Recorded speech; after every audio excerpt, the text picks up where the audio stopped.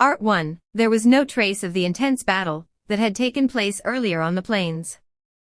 The light of the setting sun covered up the blood staining the grass, and the stench of blood was blown away by the wind. There were two figures on the plains who had not originally been there. Nigan of the Slain Theocracy's Special Operations Unit, the Sunlight Scripture, looked at them with perturbation in his eyes. One of them was dressed like an arcane magic caster. He wore an evil-looking mask to hide his face, and a pair of iron gauntlets on his hands. He wore an expensive-looking black robe, suggesting he was a person of some status. The other one was dressed in a suit of jet-black full-plate armor. It looked very impressive, and it was certainly some sort of masterwork magic item. One look at the exterior was enough to tell that it was a high-end magic item. The beleaguered Gazef and his men were gone without a trace. In their place were these two mysterious individuals. It seemed to be some kind of teleportation magic, but he had no idea what kind of spell had been used here. He had to be wary of the mysterious magic caster. Nigan called the angels back, ordering them to form a defensive perimeter on their side. His assiduous gaze studied their movements, and then the magic caster stepped forward. "Pleased to meet you, gentlemen of the Slain Theocracy. I am Ains Ulgaun. I would be glad if you could call me Ains." He was some distance away from them, but the wind carried his voice over clearly. Nigan did not respond, and thus the mysterious man called Ains continued, "The person behind me is called Albedo. I would like to make a deal with you. Might I have a moment of your time?" Nigan tried to attach some meaning to the name Ains Ulgaun, but it was no use. It might be an alias. Perhaps trying to glean some information from him would be more productive. With that, Nigan raised his chin, indicating that Ains should continue. "Wonderful. Thank you for taking the time to listen to me. Then, I would like to start by making one thing clear to you gentlemen.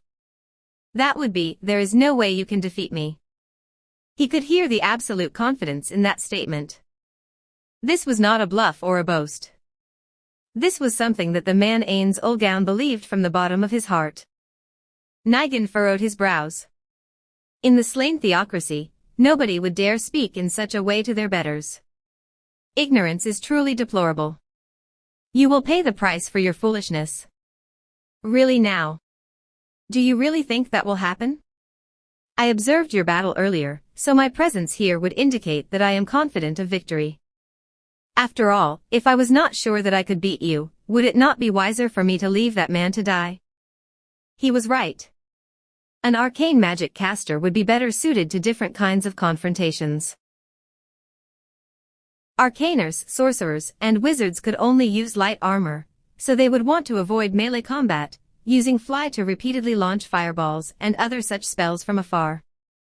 Yet Ains had chosen to face them head-on. He must have a trick up his sleeve. After a period of silence, Ains spoke again. "I have a question for you, if you can understand it. The angels you have brought with you should have been summoned by third-tier magic. Am I correct?" He was stating the obvious. Ains went on, ignoring Nigan's puzzled expression. "The monsters you summoned are similar to those in Yggdrasil, so I was curious as to whether the names were the same. Many of Yggdrasil's monsters were derived from mythology. Monsters like angels or demons should be no exception. Said angels and demons are most commonly associated with Christianity, but it seems quite unnatural that something called an archangel exists in a world without Christianity. That would mean someone like myself must exist in this world." Nigan had no idea what Ains was talking about, and his ire was rising. He asked, "That's enough of your self-absorbed prattle. Now tell me, where is Stronov?" "I teleported him to the village." "What?" Nigan had not expected Ains to answer.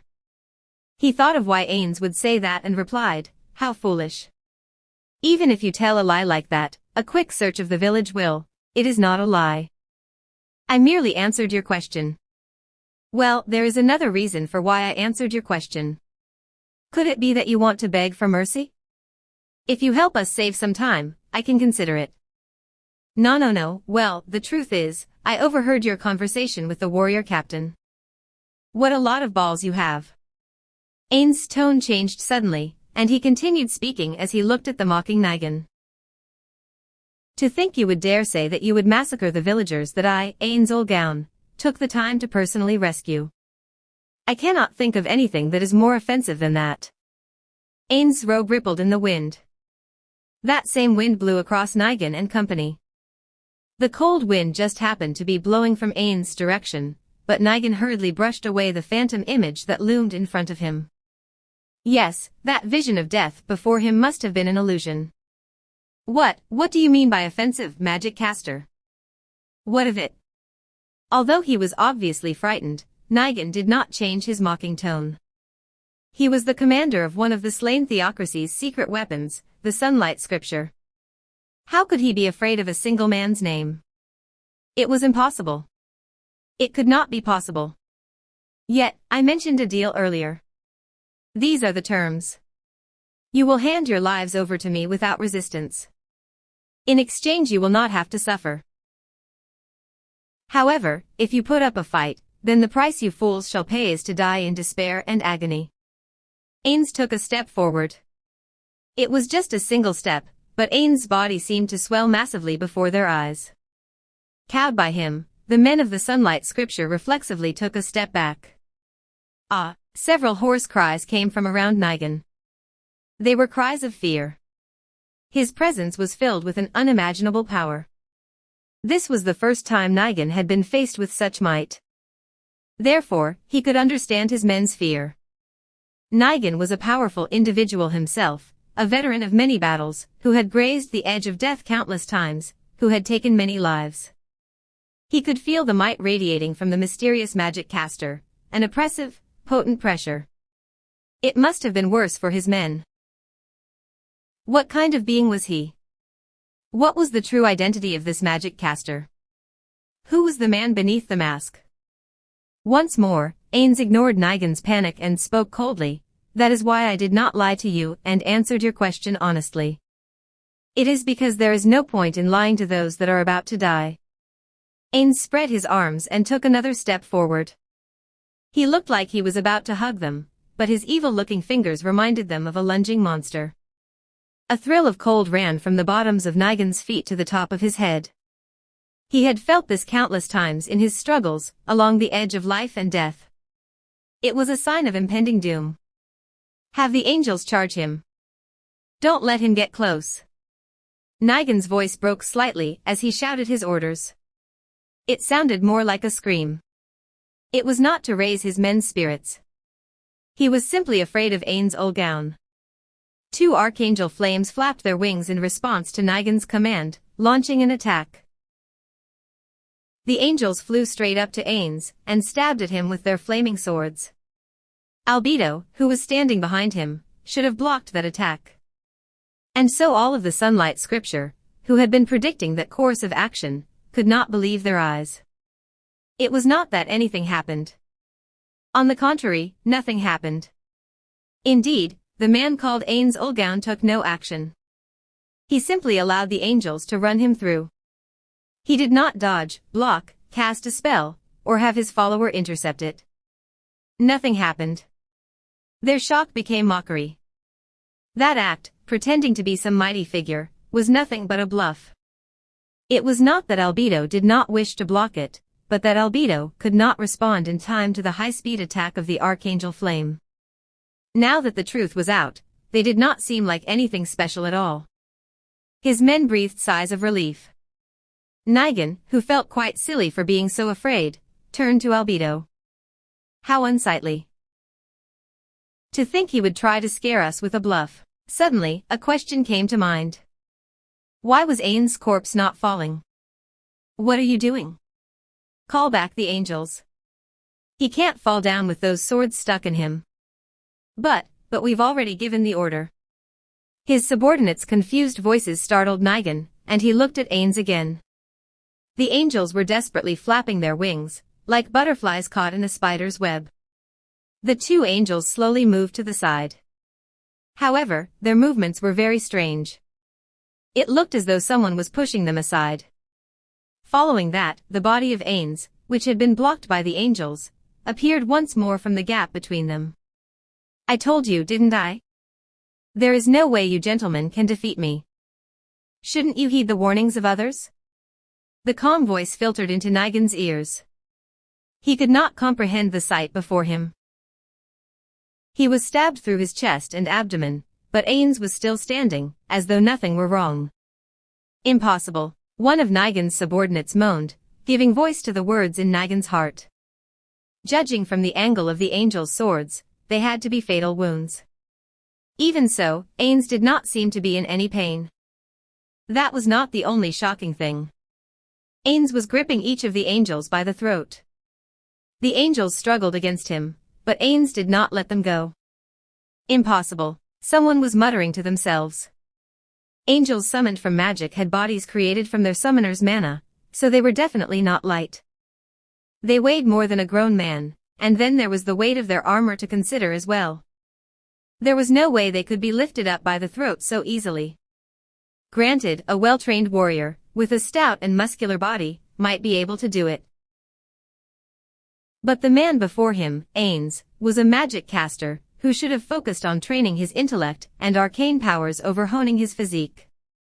Even if he were enhanced by magic, he would not be able to do anything if his base strength was low to begin with. Then, why was this happening? Why did he seem completely unfazed, even after being impaled? There must be some sort of trick. Definitely, how could anyone be fine after being run through by a sword? Panic and fear spread through the slain Theocracy's Special Forces unit. They were all veterans of numerous battles and had experienced many dangers in the past, but this was a sight they had never seen before. Not even the angels that Nigan could summon were capable of such a feat. The doubtful mutterings about how he did not seem to be in pain, and was speaking normally crept into Nigan's ears. High-tier physical nullification, a passive skill that negates the attacks of weapons with low data content, and low-tier monsters' attacks. It only protects against attacks of up to level 60, in other words, attacks above level 60 can harm me. It is an all-or-nothing ability. To think it would actually see use here. Well then, these angels are in the way. Holding an angel in each hand, Ains slammed them both into the ground. There was a thunderous crash, and the earth trembled from the impact, a testament to Ains' supernatural strength. The angels died instantly, reverting to countless dancing motes of light which vanished into the air. Of course, the swords stuck in Ains vanished as well. If I learn how you named these angels, I can then understand how you can all use spells from Yggdrasil. But let us leave this aside for now. As Ains slowly straightened up, he was still talking about things which nobody could understand.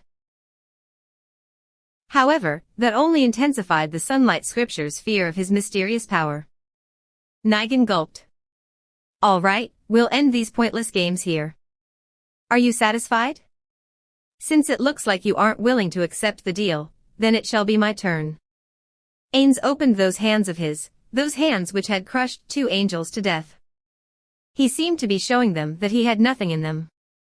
His voice carried clearly through the bone-chilling silence, into the ears of everyone present. Are you ready? It'll be a massacre. A sudden spike of cold pierced his spine, followed by a surge of nausea. Nigan, the hardened killer who had presided over many slaughters, was now feeling something that he had never felt before. He had to run. He had no way of beating Ains, so doing battle with him would be very dangerous. However, Nigan struggled to shake that feeling away. He had cornered his prey Gazef. How could he watch him get away now? Still, a warning resonated from the depths of his soul. Nigan shouted his order, all angels, attack. Hurry. Every one of the archangel flames shot toward Ains like bullets. What a lively lot. Albedo, step back. Nigan could hear the cool, calm voice of someone who was being attacked by angels, but did not care. Ains was surrounded by so many angels that nobody could even see him, yet still his voice did not carry even the slightest hint of worry. It looked like he would be impaled by countless blades. No, Ains' spell took effect before that. Negative burst. The air shuddered. A wave of black radiance erupted from Ains, like the negative image of a camera flash. It only lasted for an instant, but it had an immediate and obvious effect. I'm impossible. Someone muttered those words, carried by the wind. They could not believe what was happening before their eyes. The angels, over 40 of them, had been annihilated by the black wave. Their opponent had not used dispel magic to neutralize the summons. The angels that were blown away by the black wave had taken damage. In other words, Ains had used a powerful spell to wipe out all the angels in one fell swoop. Nigan could not help but tremble. He recalled the words of the kingdom's strongest warrior, Gazef Stronov. "Humph, you fool. In that village is a man who is stronger than me. His power is unfathomable, but he could take you all out by himself. Trying to kill the villagers he protects is impossible for you." The scene before him proved the truth of those words. Nigan erased those words from his mind, trying desperately to bring himself over. Nigan knew that the members of the strongest special ops group, the Black Scripture, could also eliminate this many angels. In other words, all he had to do was treat Ains as an opponent on their level. While he might be as strong as a member of the Black Scripture, he had the advantage of numbers on his side, so victory was still possible. However, could those members of the Black Scripture take care of all these angels with just one spell? Nigan shook his head to clear away his doubts. He could not think of that question. If he got his answer, then he would truly be done for. Therefore Nigan reached inside his coat, and touched the item within to give himself courage. He fervently believed that as long as he held it, everything would be fine. However, his subordinates did not have the same source of moral support that he did. Yuyuwa. What the hell? It's a monster. Once they realized their angels were useless, they wailed and fell back upon the spells that they knew and trusted. Charm Person, Iron Hammer of Righteousness, Hold, Fire Rain, Emerald Sarcophagus, Holy Ray, Shockwave, Confusion, Charge of Stalagmite, Open Wounds, Poison, Fear, Word of Curse, Blindness. All kinds of spells rained down on Ains. Yet, even as the storm of magic lashed against him, Ains was unmoved. "Well, all of these are familiar spells. Who taught them to you? The slain theocracy? Someone else? There are more and more things I want to ask you now." Not only could he slaughter all their summoned angels in one move, their spells were also incapable of harming him. Nigan felt like he was trapped in a nightmare. "Hiya!" One of the men screamed wildly as he saw that his spells were ineffective. In desperation, he pulled out a sling and loaded it with a bullet. Although Nigan doubted the effectiveness of such a projectile, when even an angel's sword was useless, he did not stop the man. The bullet that could easily shatter bones sped toward Ains. It was followed by a sound. That sound was like an explosion. An instant. It had happened in an instant. Since they were in battle, they could not take their eyes off their target. However, Albedo, who should have been behind, had moved in a mysterious way in front of Ains to defend him. The source of the apparent explosion was because she had violently kicked off the ground to get to where she was. With a speed that the eye could not even see, Albedo swung her bardiche, tracing a beautiful curve of the weapon's sickly green light in the air. After that, the man with the sling slowly collapsed to the ground. Nobody knew what had happened. They were the ones who had launched the attack, yet the result was completely opposite. One of them had fallen instead. One of the men went over to inspect his dead comrade, and he shouted, his head's been smashed in." "What? Smashed? Don't tell me it's the sling bullet he threw." Why had he been killed by his own projectile? Just then, the wind carried a voice into the puzzled Nigan's ears. "My apologies, it would seem my subordinate used a combination of the missile parry and counter-arrow skills to return your projectile to your man. I believe you have some sort of magic which defends against ranged attacks on your persons. That would mean an attack that is stronger than the defense will break through it, no? It's hardly worth panicking about."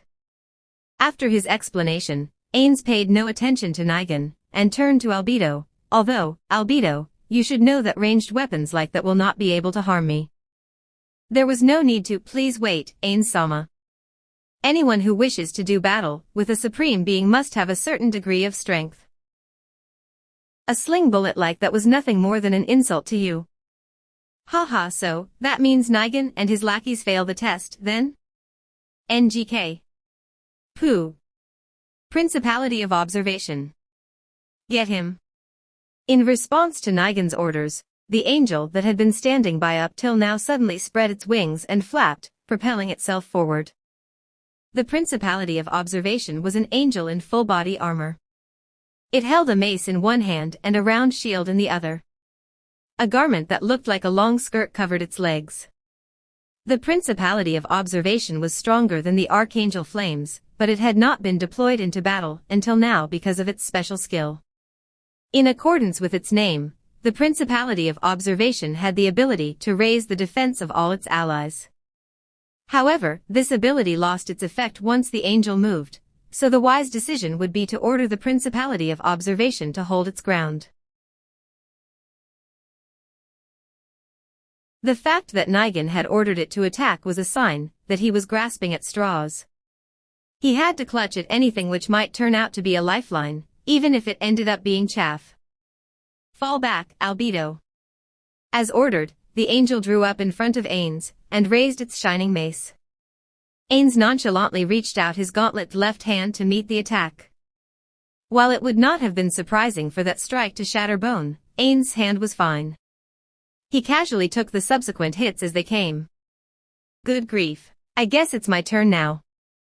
Hellflame. A small, wobbling mote of flame emerged from one of the fingers of Ains' right hand. It looked so feeble that anyone could blow it out if they wanted.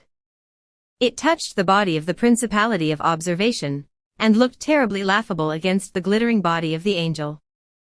But then, the Principality of Observation was consumed by a black fire, so intense that even Nigan, a good distance away, could feel the heat. He could barely keep his eyes open.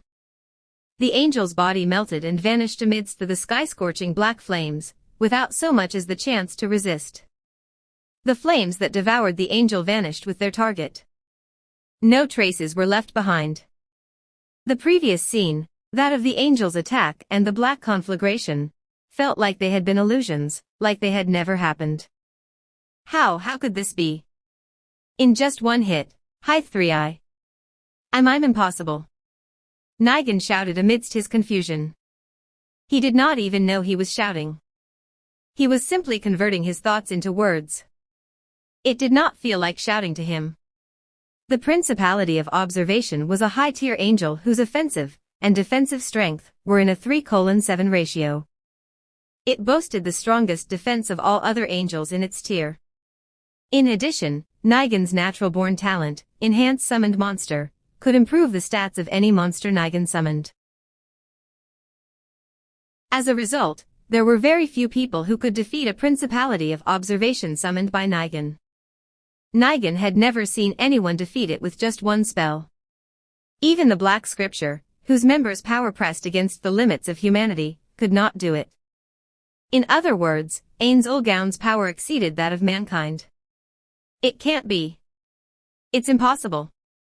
Nobody can defeat a high-tier angel with just one spell. What kind of man are you, Ains Ulgaun? It's impossible that nobody's heard of you before. What is your real name? There was no trace of calm left in Nigan, just his wild screaming in the hope of denying reality. Ains spread his hands once more. Under the light of the setting sun, they looked like they were drenched in blood. Why do you think it is impossible? Is that not just the result of your ignorance? Or do you mean to say that this is all you know of the world? There is only one thing I can do to answer your question. Silence reigned in the air as they awaited the answer. Ains' voice was as clear as a bell. My name is Ains Ulgaun. That is definitely not an alias. In the face of Ains' arrogance, Nigan was unable to rebut what he was hearing. It was something he did not understand from a man he did not know. That was the situation he was in. Nigan was starting to get annoyed by his rapid breathing. The sound of grass rustling in the wind was annoying too. His heartbeat sounded especially loud. He was breathing heavily, like he had been running for a long time. Words of reassurance began appearing in his head. However, the sight of Ains being stabbed with swords, as well as his mass slaughter of angels with just one spell, were telling Nigan something else. That is a monster beyond my wildest imaginings. I could never hope to defeat it. Captain, what should we do? Figure it out yourself. I'm not your mother. Nigan only managed to calm down after he could no longer see the face of the man he was shouting at. Losing his cool in front of an unknown monster like this was a very bad thing. The sun was slowly falling below the horizon, and darkness threatened to swallow the world. It felt like death itself was opening its maw to devour everything. Nigan tried to force his fear back, and gave an order: protect me. Protect me if you want to live. Nigan brought the crystal out in his trembling hand. His subordinates, usually vigorous and nimble, were chained down by fear, and their movements were slow. Even these fearless men would hesitate when ordered to become a shield against a monster like the one which stood before them. However, he had to have them by him some time, no matter what. The magic sealed within the crystal could summon the most powerful angel known to man. It was an angel that had single-handedly destroyed a demon god that rampaged throughout the land 200 years ago. It was an angel of the highest order that could easily destroy a city. Casting the spell